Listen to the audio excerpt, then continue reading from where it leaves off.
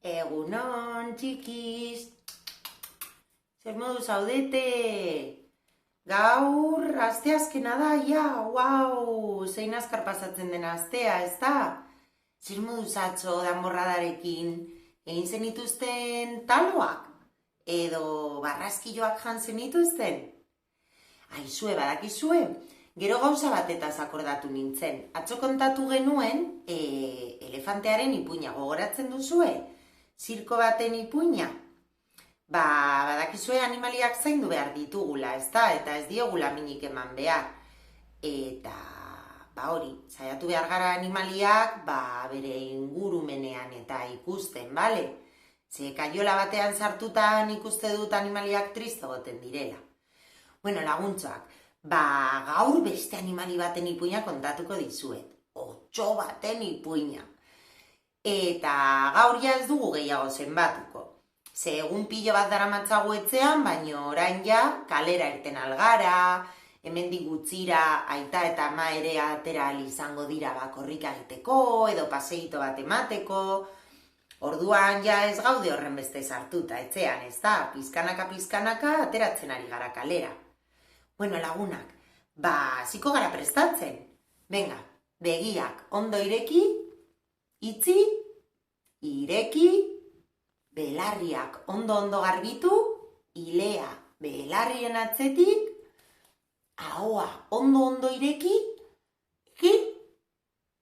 Bale, ikusten dugu, entzuten dugu, eta izilik gaude, orduan prest gaude. Bagoaz. Begira zerako ipuina. Voy a comerte. Ui, ze gaizki hitz egiten duen otso honek. Beitu, ikusten duzue otsoa? Otso urdina da. Begira. Hala. Beitu, otsoa izeiz betetako baso batean bizi da. Bapatean tripak zarata egiten hasi zitzaizkion. Ui ama, otsoa goze dago.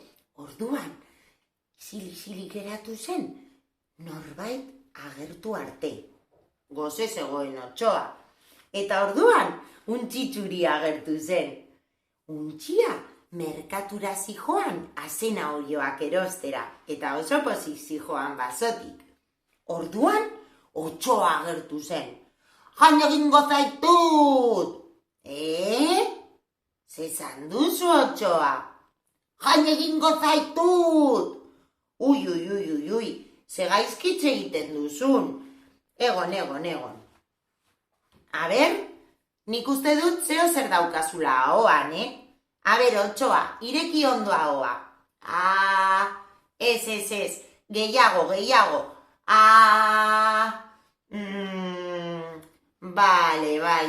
Bale. Otso, hile bat daukazu mingainean, normal horren gaizkitze egitea. Bai, oso luzea da gainera.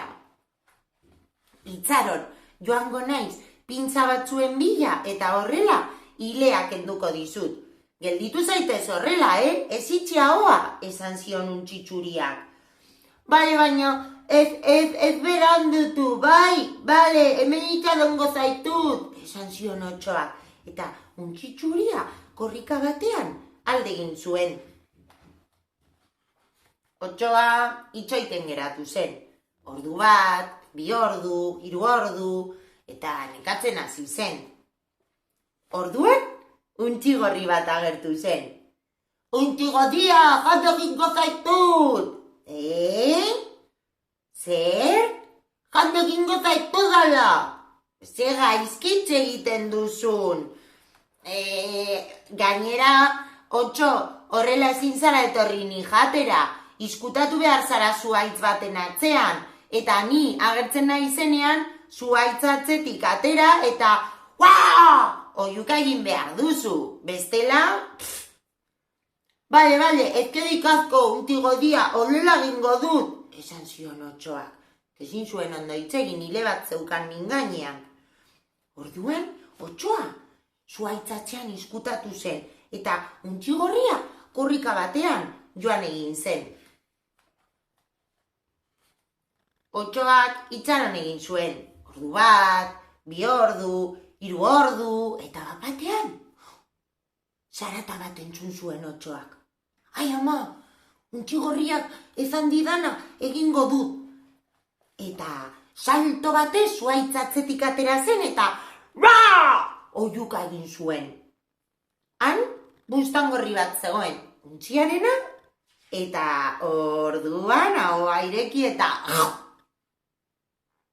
Ai ama, ezen untxigorria, ai, bazkatu, eta pentsatzen duen untxigorria zinela. Untxigorria, jan egingo zaitut, esan zion otsoak. Otsoak ez, hartzak. Eta orduan, otsoa korrika irten egin zen. Ai ama, otsoa datorrela. Eta otsoa korrika batean izkutatu egin zen, baina korrikan hasi zenean, pum! Izugarrizko kolpea hartu zuen, zuhaitz baten enborraren kontra. Eta begira, ai ama, otsoko itaduak, hortz guztia galdu zituen. Otsoa negarrez hasi zen. Eta orduan, untxitxuria eta untxigorria agertu ziren. Eta mingainetik hileak kendu zioten. Badakizue gauza bat? Otsoa, oraindik basoan bizi da, baina lasai egon behar zarete, ze ikusten baduzue, jakin ezazue, otsoa barazki jalea bihurtu dala. Eta hala bada, edo ez bada, zar dadila kalabazan, eta atera dadila zuen etxeetan. Otso gaiztoari hortz guztiak erori zitzaizkion, eta ja ezin zuen okelarik jan, orduan barazki jalea bihurtu zen. Ai ama, zelako otsoa ez da, zuen beldurrandirik ematen. Bueno, laguntzak, egun oso polita pasa, gaur eguzki atera da, eta parkean super gustora egongo zarete jolasten, bale? Kontu zibili, zaindu zaitezte asko, eta gero eta gutxiago falta da gu ikusteko, bale? Bueno, lagunak, faltan botatzen zaituztet, bai? Musu handi bat. Agur!